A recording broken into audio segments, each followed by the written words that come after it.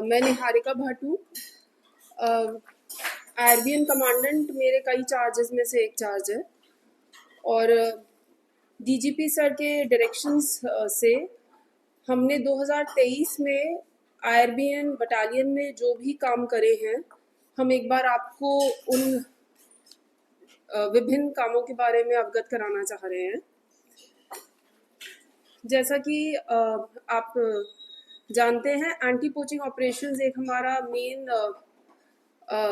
काम करने का एरिया है, जिसमें हम जो ये फॉरेन पोचर्स डिफरेंट आइलैंड्स पे आते हैं तो आईआरबीएन की टीम एंटी पोचिंग ऑपरेशंस करके उनको पकड़ती है।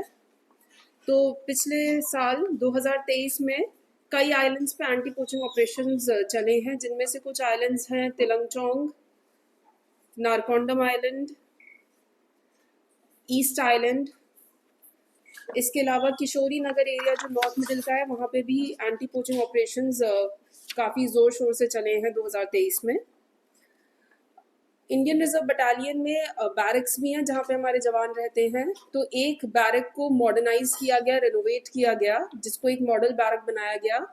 वो एक हमारे साथी हैं x sub inspector late Sanjeev, जो कि 2004 सुनामी में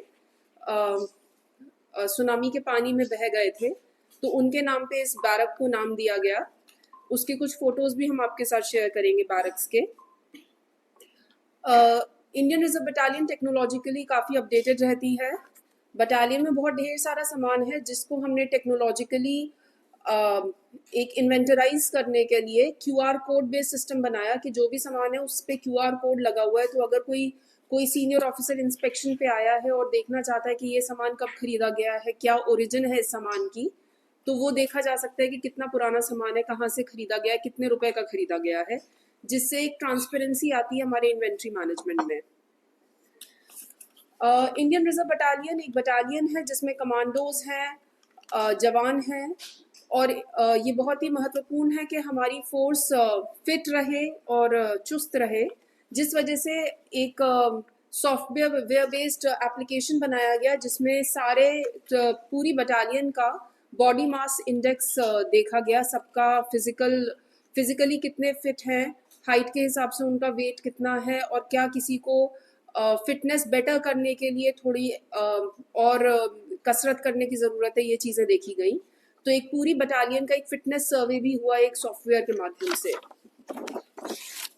इसके अलावा आईआरबीएन बटालियन जो कल्चरल प्रोग्राम्स है, कल्चरल एस्पेक्ट हैं कम्युनिटी पुलिसिंग के, उसमें भी काफ़ी एक्टिव रही है। जनता के साथ रूबरू होने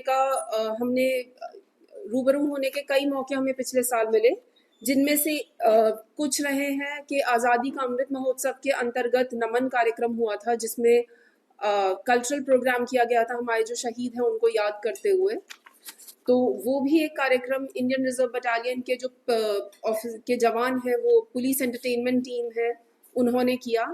साथ में जो अभी हाल ही में आइलैंड टूरिज्म फेस्टिवल 2023 हुआ है, जो कई सालों बाद हुआ है, उसमें भी जो कल्चरल प्रोग्राम हुआ था, उसमें इंडियन रिजर्व बटालियन के जो कांस्टेबल्स हैं उन्होंने बढ़ चढ़ कर पार्टिसिपेट किया, जिसमें डांस, एक्ट, मिमिक्री, कई गाना गाने के कई ढेर सारे कार्यक्रम किए गए थे।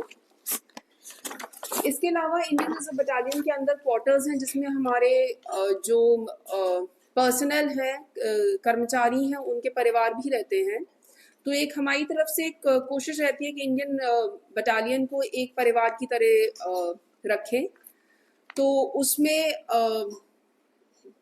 बटालियन के ऑफिसर्स के इनिशिएटिव से एक स्किल डेवलपमेंट प्रोग्राम भी किया गया, जिसमें जो हमारे जवानों की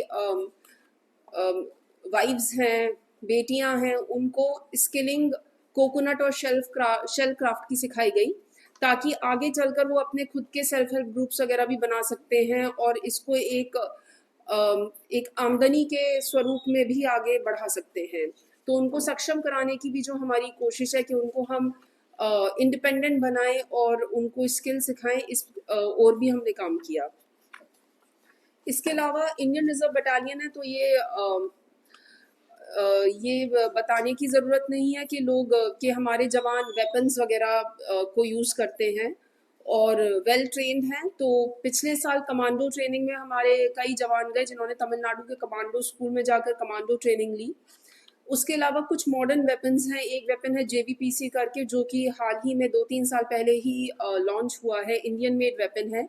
वो हमने बटालियन में इंडक्ट किया। उसके नए जो आर्म्स हैं वो हमने खरीदे, जिससे जवानों को फायरिंग करनी सिखाई गई। तो इंडियन रिजर्व बटालियन कॉन्स्टेंटली अपनी मैन पावर को और इक्विपमेंट्स को अपग्रेड कर रही है, ताकि कभी भी ज़रूरत पड़े तो हम आइलैंड्स को सुरक्षित रखने के लिए तैयार रहें। जैसा कि आप जानते हैं, पूरे द्वीप समूह में रिक्रूटमेंट ड्राइव चली है इस साल। उसी क्रम में इंडियन रिजर्व बटालियन भी एक सेंटर था जिसमें रिक्रूटमेंट ड्राइव हुई थी, जिसमें सारे हमारे स्टाफ ने पूरी निष्ठा से काम किया और रिक्रूटमेंट ड्राइव का जो फिजिकल था उसको बहुत अच्छे से, बहुत बखूबी से उसको ख़त्म कराया।